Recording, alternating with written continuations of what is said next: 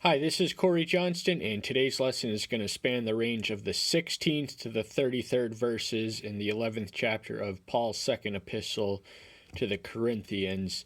And Corinth was one of the assemblies Paul had personally founded. We read in Acts 18, 1 through 18, that he evangelized it, and after he did, he spent a year and a half ministering there. A lot of people envision him as a man constantly on the move, but he spent 2 years in Ephesus and a year and a half in Corinth, amongst other places.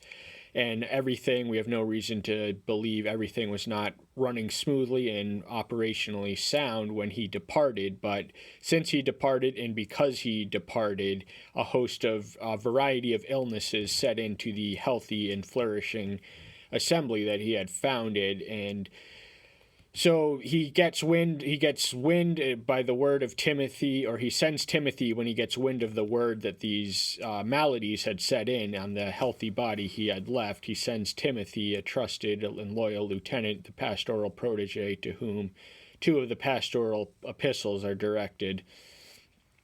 And but Timothy doesn't get the job done, so Paul personally visits once more, and sometime in between, after the sending of Timothy, he wrote 1 Corinthians. Then he visited the city and the assembly he had founded again, and then sometime after that he writes the second epistle to the Corinthians.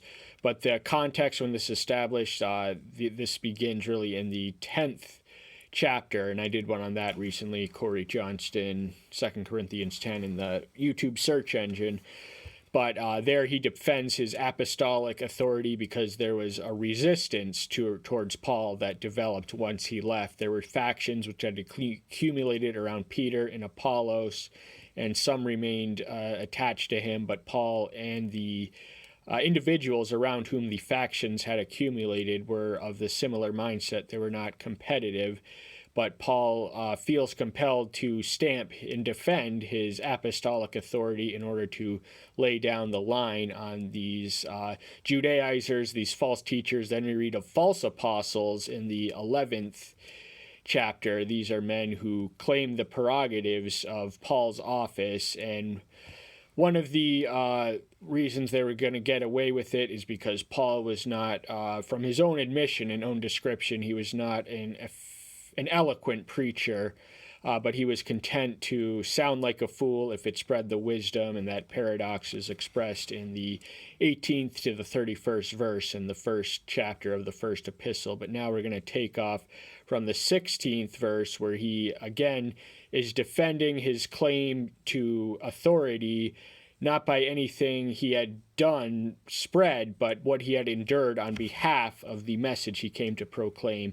His suffering, the willingness to which he was voluntarily willing to endure all that was sent in his way, and to keep on going and not slowing down, and take it all the way to the end, and endure to the end, and finish the good race with the crown that he alludes to in 2 Timothy 4:8.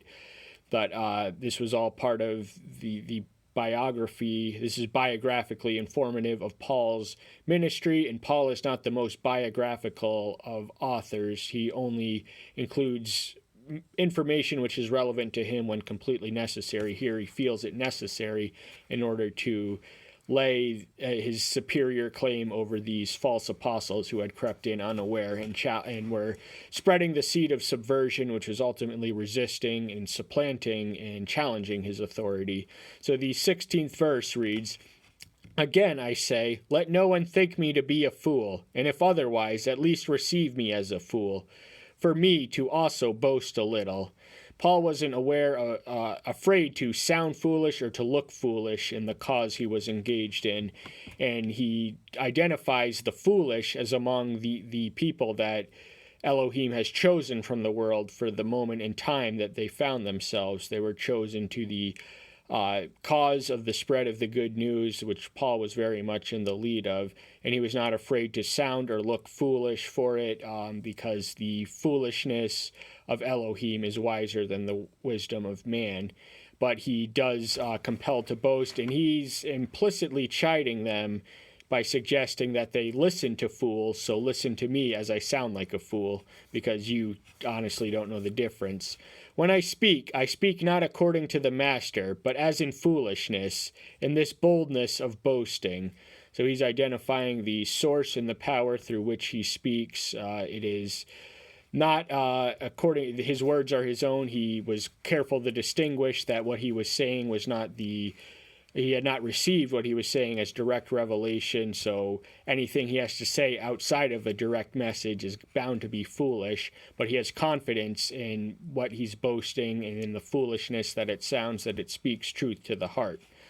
Since many boast according to the flesh, I too shall boast. The implicit difference being that the explicit difference is that he's not boasting according to the flesh. He's not putting himself on a pedestal to make himself more liked or popular or prestigious or increase or enhance his celebrity, but he's boasting in the pains that his flesh had endured. So he did not measure success by worldly criterias or carnal measures. For you, being wise, put up with fools gladly. That is what I said at the tail end of my commentary on the 16th verse, that they had surrounded themselves with fools. They were willingly associating with fools, so they listened to fools, and they should know a fool when they come. And they tolerated them, they accepted them, they suffered them gladly. So the wise that Paul says, for you being wise, is sarcastic. For you put up with it if anyone enslaves you, if anyone devours you, if anyone takes from you, if anyone exalts himself, if one hits you in the face. So these are pretty degraded criteria to suffer fools, enslaving them spiritually. This was what the legalists were doing by imposing their own manufactured artificial criterions and measurements for spirituality, which was done in according to legalistic observations, but it is totally divorced from the Spirit, and that ultimately enslaves them. Paul once expressed a very high view of the law, and that respect did not diminish, but he no longer considered it preeminent once he came to the more exalted form of revelation in his direct theophanic manifestation of Yahshua Messiah on the road to Damascus. And so these self-promoting false apostles and false teachers and Judaizers were self-serving creatures who exalted themselves and used force against others and enslaved them and devoured them and stole from them, took from them. To shame, I say that we were too weak for that. But in whatever anyone is bold, I say it in foolishness. I am bold also. So he's willing to match his courage with any other man's. He may be physically weak and he may endure a lot of pain, but he can take it, and that is his measure of strength, which he has cause to boast. And as we read, he's going to lay down the laundry list of what he had suffered. This is the second time in this epistle that he does that. The first is from 2 Corinthians 6, 3 through 13, and I did one on that. You can type in Corey Johnston, 2 Corinthians 6, 1 through 13. So that's the other laundry list, but we haven't even gotten that far yet. Are they Hebrew? So am I. Are they Israelite? So am I. Are they seed of Abraham? So am I. In the book of Philippians, he describes himself as a Hebrew of the tribe of Benjamin, so he never lost sight of the fact that he was Jewish in origin, as he was designated the apostle and the evangelist to the Gentiles. He always retained his respect for the Hebrew people and their role in salvation history, which was to extend it beyond themselves, which he, more than anyone else, did. Are they servants of Messiah? I speak as beside myself. I am more in labors, much more in stripes above measure, in prisons more frequently, in deaths many times. So remember, the legalists like to evaluate spiritual growth by having checklists of quantifiably measurable legalistic observances. You can measure how you tithe, you can measure how many times you fast a week, how many times you pray a day, but you cannot measure the invisible spiritual transformation through that. But more to the point of what I was saying, he lays down the law, or what Paul is saying, he lays down the line that he's willing to rest his case on how much he had endured, how much suffering he had taken, rather than petty ceremonial cleanliness observances. 5 times I received from the Jews 40 stripes less one. 40 stripes were thought to be potentially fatal, so as a sign of punishment that was not meant to be capital punishment, although some of them did end in fatalities. The 39 lashes from the whip were the maximum one could give short of the death penalty, and this he had received personally from the Jews 5 times. So he was once a Jew who persecuted Christians, and however much he persecuted would come back several-fold, as we read here. 3 times I was beaten with rods. Once I was stoned. 3 times I was shipwrecked. A night and a day I have been in the deep. Even one of the times he was stoned, we read that he died for a moment, but then was magically, inexplicably, and miraculously resurrected. So he did have a pre-resurrection before the ultimate resurrection. I forget the context or the location of that specific incident, but he's also been beaten with rods, so he would have been whipped and beaten with rods as well. Stoned, that would have been capital punishment. He endured his boat collapsed on the rough Mediterranean waters no less than 3 times in the course of his journey, and he even spent a day and a night in water, struggling to survive in treading on water. In many travels, in dangers of waters, in dangers of robbers, in dangers from my own race, in dangers from the Gentiles, in dangers in the city, in dangers in the desert, in dangers in the sea, in dangers among false brothers. So we could gather from this reasonably that there was no shortage of dangers which visited Paul on the course of his journey. The ancient world was not a friendly place. Traveling was a lot more dangerous, and travelers were especially vulnerable to marauding raiders who hid by the roadside in certain strategic locations. Those would have been the robbers, and the robbers are the ones who beat the person who is on the receiving end of the Good Samaritan's generous grace to a pulp, and so that's just an idea of who these people were. And he was not safe from his own people. A prophet is not respected in his own homeland. He was despised by the Jews, even though he was once amongst the most devoted of that, so much so that he persecuted the faith which he saw as a threat and an abomination to the traditions of his ancestors. And the Gentiles, they resisted him too. There was, for more complex reasons than the Jew, every Gentile culture, there was something in it that his message threatened, such as the craft of idolatry. We read that in Ephesians, idolatry was a flourishing business until Paul set up shop there, and the silversmiths were violent towards him because he threatened their livelihood. And so even when he was in the desert, he was not always in the city. He was in the sea at times, and he was in danger from the people who had surrounded him under false pretenses, those who claimed to be his brothers, but revealed themselves to have a false and lying spirit. In toil and hardship, in watching often, in hunger and thirst, in fastings often, in cold and nakedness. So these are severe physical hardships which the natural man avoids like the plague.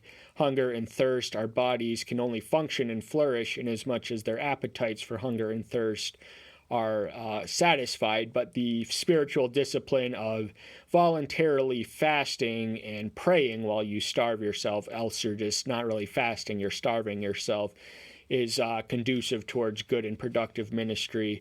And he found himself in cold. He would have been underdressed by the ancient standards, and he even found himself naked, completely without clothes or covering at least one time during his ministry. Besides that from outside, what comes upon me daily, the anxiety for all the assemblies. So his chief concern was not the external injury which was being inflicted upon him, but the internal welfare of the flock. He lived for their edification. He did not just evangelize them.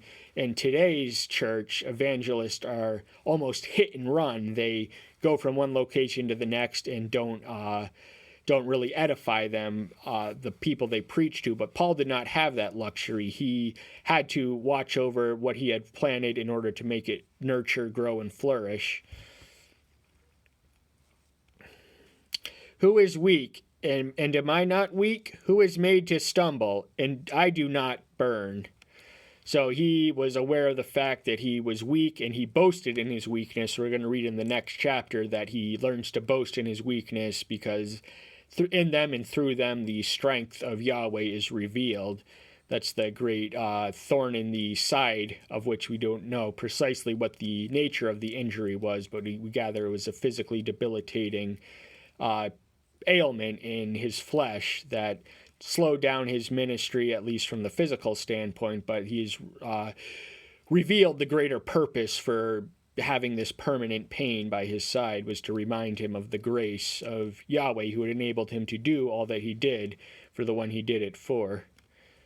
And stumbling blocks, there was no shortage of stumbling blocks on the path of the straight and narrow. The cross is a stumbling block. The atonement is a stumbling block. The resurrection is a stumbling block to a lot of people. There's a lot of reasons people won't accept wholesale what we have to say and what we have to offer, and that's just the way it is. We shouldn't try and do nothing about it, but sometimes there might be nothing we can do about it.